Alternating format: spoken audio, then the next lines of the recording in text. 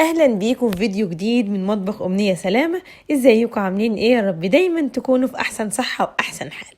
اكيد طالما رمضان خلاص على الابواب، كل سنة وانتم طيبين. كله بيفكر بقى في السمبوسة وهنحشيها ايه، ونسيتوا ان لفة السمبوسة وصلت 60 جنيه و70 جنيه وهي لسه فاضية ما حشناهاش. طب ايه رأيكم النهاردة هنعمل اجمل سمبوسة؟ بس النهاردة هنعملها بالبطاطس. هنعمل شيبسي المصانع، بس هنعمله النهاردة رول وهنحشيه بكل الصوصات اللي احنا بنحبها، ومش هيكلفنا اكتر من 10 جنيه. بس قبل ما نبدأ الفيديو احب افكركم انا امنية ودي قناتي، ولو دي اول مرة بتشوفيني ما تنسيش الاشتراك وتفعيل زر الجرس علشان توصلكم فيديوهاتي الجديدة. اول حاجة هنا انا جبت نص كيلو من البطاطس، وطبعا اي كمية انت حباها. قطعتها بمكنة الشيبس رقيق جدا، وغسلتها مرة واتنين وتلاتة، وعلى المصفى كده صفتها.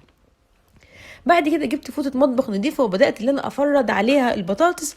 والخطوة دي مش لازم منها، ممكن اقول لكم نستغنى عنها. وهنعمل ايه دلوقتي؟ فرشت كده البطاطس على فوطة نضيفة وغطيتها بفوطة مطبخ نضيفة. كنت عايزة البطاطس تنشف بسرعة.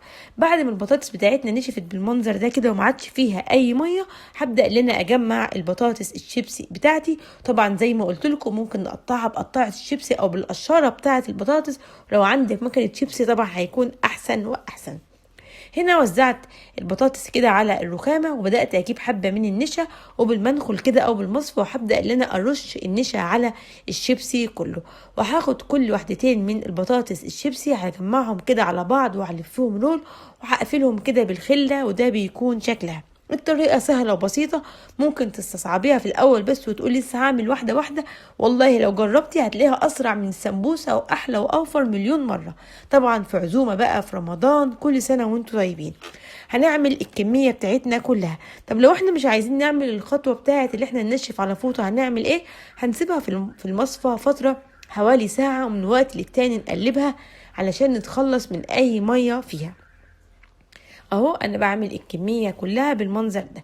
هنا دي البطاطس اللي انا كنت نشفتها في المصفى من غير ما افردها على الرخامه، وحطيت كده حبه نشا كده بالمنخل وعليها كده، وقعدت اوزع النشا بايدي كده لحد ما كل البطاطس يكون فيها نشا، لان ده سبب السر بتاع القرمشه. هاخد كده كل واحدتين من البطاطس، ولا هتتقطع منك ولا اي حاجه.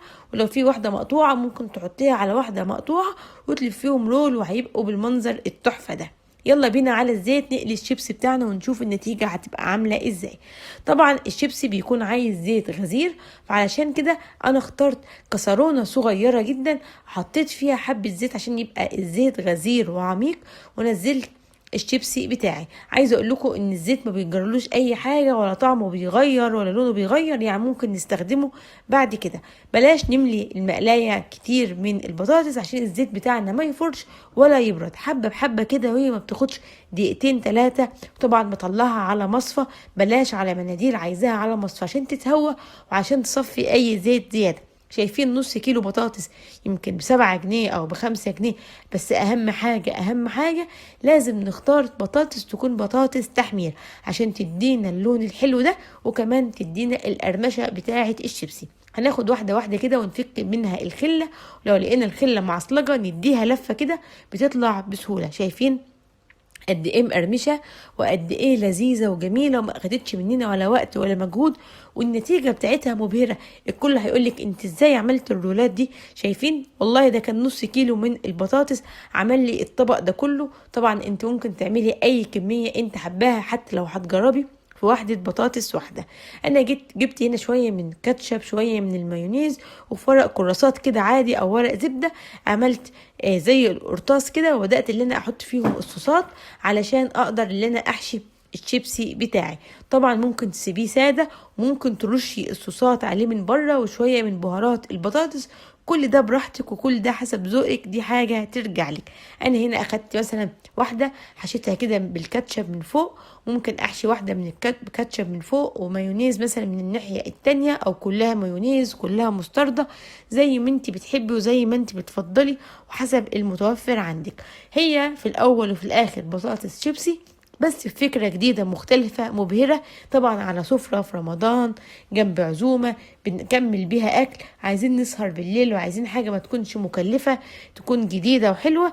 متهيألي الوصفة دي مش هيكون في أحسن من كده. بطاطس شيبسي بيتي نضيف جدا بطريقة سهلة وبسيطة، وكمان الصوصات كانت مدياله طعم حلو قوي. يا رب الفكرة تكون عجبتكم، ولو عجبكم الفيديو ما تنسوش الاشتراك وتفعيل زر الجرس علشان توصلكم فيديوهاتي الجديدة. كل سنة وانتم طيبين. اسيبكم في امان الله، اشوفكم في فيديو جديد، مع السلامة.